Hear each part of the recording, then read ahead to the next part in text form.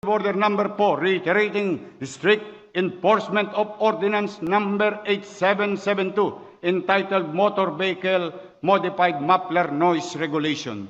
Nakakabingi mga tambucho nyo, mga tolongges. At dahil dyan, nabingi rin ang pamahalaan sa sigaw ng taong bayan. Kaya ipagbabawal ko po ito. So, ayun mga paps.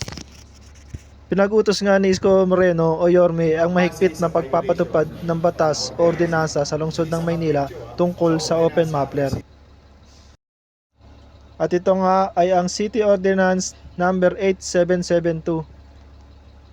Ito ang ordinansa na nagre-regulate sa paggamit ng open o modified muffler sa lahat ng uri ng sasakyan sa nasabing lungsod.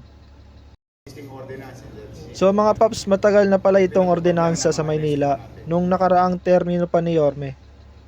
Nalagdaan ito noon pang October 1, 2021. Pero sa termino ni ex-Mayor Lacuna ay hindi ito napatupad ng ganun kahigpit. Ginawa nga itong ordinansa para ma-regulate yung paggamit sa lungsod ng mga naka-open o modified muffler. Dahil na din sa reklamo ng maraming residente sa Maynila na kahit gabi nga at madaling araw ay may mga abusado na gumagamit ng open pipe. Ang sakop nitong ordinansa ay public at private vehicle. So kahit anong sasakyan mga paps, hindi lang dapat motor ang uhulihin ng ating mga enforcer. Pero may exemption naman dito mga paps. Yun nga ay kung sasakyan mo ay pang sport competition, pang motor show, at 400cc above na motor. Sa section 5 naman ng ordinansa, mga paps, dapat daw ay lalagpas sa 99 decibel meter para makonsidera na ikaw ay naka-open muffler. At dapat na ang engine speed mo ay nasa 2,000 to 2,500 RPM lamang habang ginagawa ang pagkuha ng decibel ng iyong tambucho. Sa section 7 naman ng ordinansa na to, nakasaad na meron din dapat gawin ang barangay officials na nakakasakop sa kanilang lugar upang maimplementa ang ordinansa. So mga paps, kapag nahuli ka nga ay i-issuehan ka ng ordinance violation receipt. Pero ito ang masakit, kailangan mo pantanggalin ang tambucho mo dahil nga ito ay kanilang kukumpiskahin.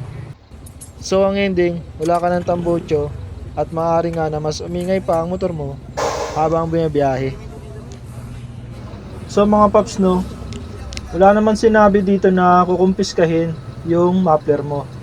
Ito lang ang nakalagay sa ordinansa. Katulad nitong first offense, penalty of 1,000 pesos and removal of modified muffler or exhaust pipe. Second offense, penalty of 3,000 pesos and removal of modified muffler or exhaust pipe. Sa third offense naman, 5,000 at removal. So wala naman na sinabi rito o nakalagay na kukumpiskahin yung muffler mo. Kaya medyo nakakalito lang din. Hindi naman pwede paps na magpatupad ka ng batas na hindi naman nakasulat dun sa batas o hindi nakapaloob. So yun lang. Kasi ito maraming complaint talaga. Sa mga paps, problema lang dito kapag dayo ka lang naman sa Maynila o di kaya napadaan ka lang, baka maging biktima ka. Kaya yun, ingat sa mga kapwa natin rider. Sana lang mapatupad ng maayos ang ordinansa na ito mga paps at hindi maabuso ng ilan.